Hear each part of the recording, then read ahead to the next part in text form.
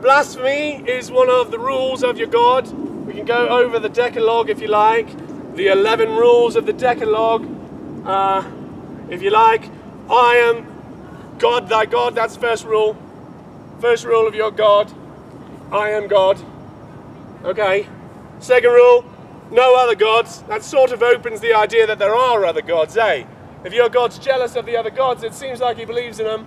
Thought your God was monotheistic. Why is he afraid of the other gods? It's weird. Can't have idols. We sure fucking can. All day long. That's all we do. That's how we figure things out, eh? We make a simulacrum of it. Compare, contrast. Scientific. You're trying to shut down the scientific reasoning there. Can't have idols. Don't blaspheme. Oh, holy Christ. Why not? Why?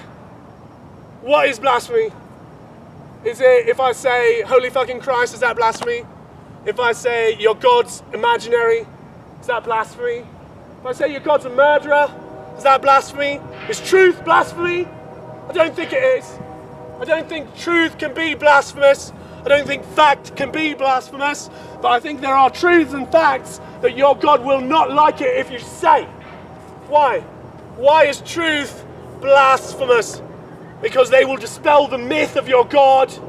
Because the God that was handed down by your fathers and their fathers and their fathers might be fantastic. There might have been a little bit of miscommunication about him. But don't blaspheme. Otherwise we'll be able to clean it up. Otherwise you'll be able to see the flaw in the system.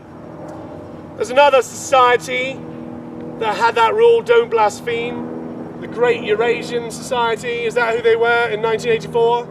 That was one of their rules, do not blaspheme against Big Brother. Does your God also have that rule, that childish, petty rule? Do not blaspheme because the flying spaghetti monster is afraid of no blasphemy. Pastafarians do not believe in blasphemy. Pastafarians, in fact, reward blasphemy. Because blasphemy is a lie. There is no such thing as blasphemy. Your stupid meat brain cannot come up with something stupid and foolish enough to offend God. Why does he care what you say with your stupid mouth? You're just an ant to him. You cannot blaspheme. Anyone that teaches you can is lying to you, and why? Why are they lying to you? Well, how much money have you given them? It's not zero. Like, it may feel like zero, because that's how they want you to feel. But go look at it again. How much money have you given to the person lying to you? I've got something here to read. Let's talk about Judas.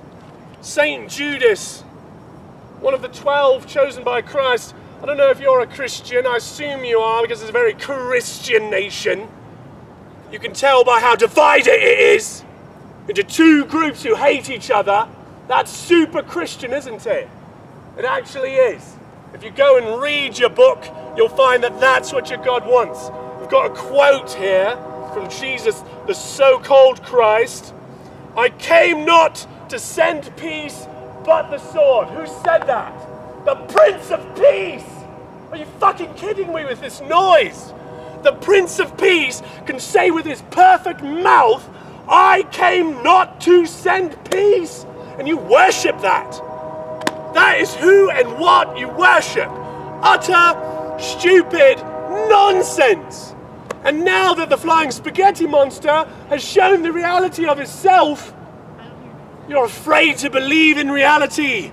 That God is a seething mass of spaghetti and fettuccine and Alfredo and gigantic and warm meaty balls. That is the reality of God. You're not his children. You're exalted monkeys, just like me. It's all right. It's kind of fun. We were made for this. It's good. Look at what we're doing too. Got to the moon. That's pretty good. We're well on our way now, eh? We're not sure where we're going, but why do we have to care? Is it good? Then let's go. Is it bad? Let's give a miss, eh? Anyway, let's talk about your heathen religion and your so-called Christ and one of his hand-picked apostles, Saint Judas.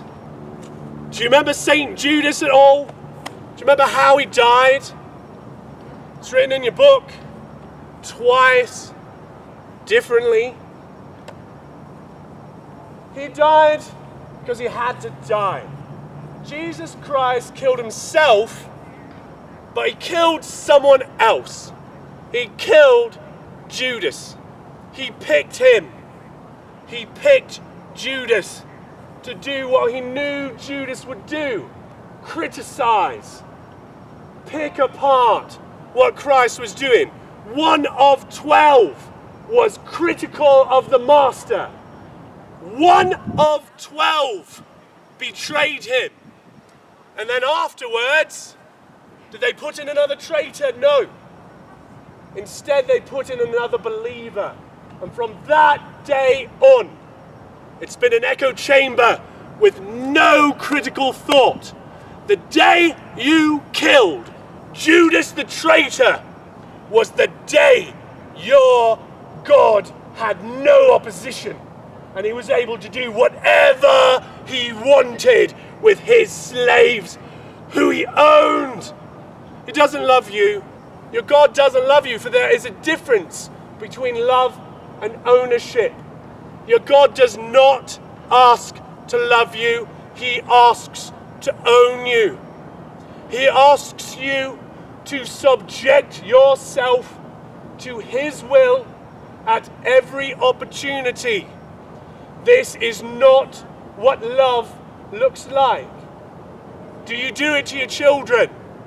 Do you tell your children that they are never growing up enough to make their own decisions? Do you tell your children from the day they're born to the day they die, they are under your rule? No, you don't. It's nonsense. People grow out of their parents' ownership, but not your God. Your God wants you to stay a child. He tells you, if they only become as a child, shall they enter the kingdom of heaven. But he wants no children. For children ask why to their parents, and he cannot receive that question. Children say no to their parents, and your God cannot receive that idea, because he does not love you. He owns you. Only the flying spaghetti monster loves you enough to trust your decisions. Just don't be criminal, eh? We've got a civil code. Don't fuck around with that. And other than that, you're on your own. That is how much the flying spaghetti monster loves you. He also trusts you. Does your God trust you with anything? Anything whatsoever? Or will there be a judgment for you?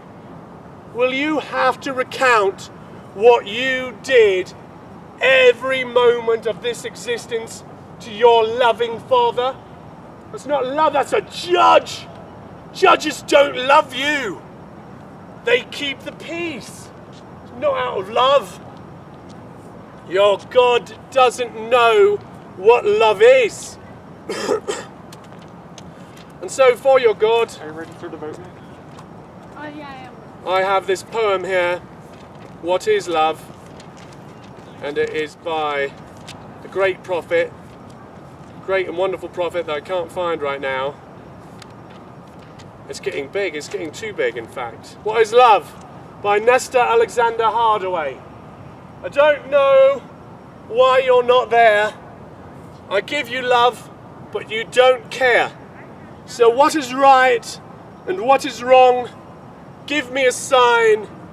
What is love? I don't know. What can I do?